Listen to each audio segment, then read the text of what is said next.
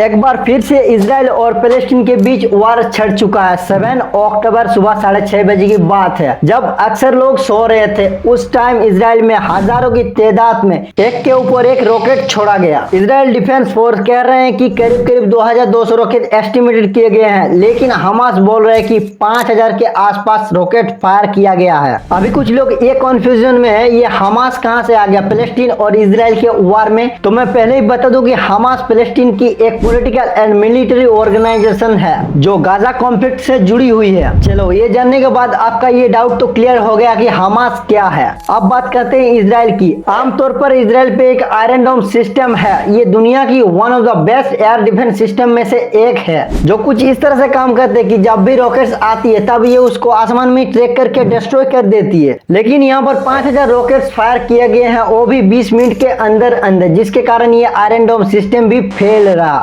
हजारों की तादाद में लोग मारे गए हैं और कई लोग तो गहरी तरह से जख्मी भी हो गए हैं इस अटैक के चलते। इससे पहले भी इजराइल पे इजिप्ट और सीरिया ने मिलकर इसी तरह से सरप्राइजिंगली अटैक किया था, जो योम किपुर वार से जाना जाता है। और अभी का ये अटैक भी एक वार से कम नहीं है। इजराइल पर हमास ने रॉकेट के अलावा भी मल्टीपल तरीके से अटैक किया। जैसे इजराइल गाजा बॉर्डर में जो बाउंड्री वॉल लगी थी उसको जेसीबी के द्वारा तोड़ दिया गया, जिसके कारण पैलेस्टीनियन आसानी से इजराइल पे घुस गए। कई लोग आसमान से ग्लाइडर के थ्रू, तो कई लोग समुद्र से स्पीड बोट के जरिए। इजराइल गाजा बॉर्डर पर एक मिलिट्री बेस पर भी हमला किया गया। यहाँ तक कि बॉर्डर के आसपास जितने भी गांव और शहर थे वहां पर कब्जा करके वहां के लोगों को भी बंदी बना लिया और वहां के औरत और बच्चों के साथ ऐसा सलूक किया गया कि वो वीडियो में बता नहीं सकता। इतना सब होने के बाद मोसाद, जो इजराइल की एक मोस्ट पावरफुल एजेंसी है, ये भी इस अटैक को समझने में नाकाम रही। कहा जाता है कि मोसाद दुनिया की one of the most powerful एजेंसियों में से एक है। इतना ताकतवर एजेंसी होने के बाद भी क्यों इन लोगों को पता नहीं चल पाया कि गाजा में रॉकेट फायरिंग की साजिश की जा रही है। दूसरी तरफ हम अगर बात करें इजराइल के लोगों की, तो वहां के लोग सरकार को पूछ रही हैं कहां है आईडीएफ और कहां है पुलिस और कहां है सिक्योरिटी।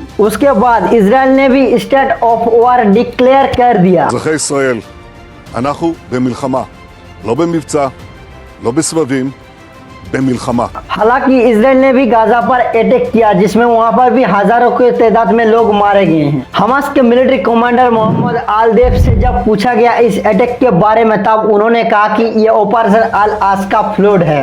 और उन्होंने कहा कि हमास ये इसलिए कर रहा है कि इजराइल ने पैलेस्टीन के ऊपर बहुत ही अत्याचार किया है। कुछ दिन पहले इजराइल ने भी 14 मंजिल पैलेस्टीन के इमारत के ऊपर एयर स्ट्राइक की थी, लेकिन उससे पहले इजराइल ने 10 मिनट की वार्निंग दी थी कि यहाँ पर बम ब्लास्टिंग होने वाला है। यही नहीं बल्कि ऐसे और भी वार्निंग देखी गई है, जैसे फातिमा बशीर के परिवार को अटैक से पहले। तो ये जानने के बाद आपको क्या लग रहा है कि किस देश की गलती सबसे ज्यादा है?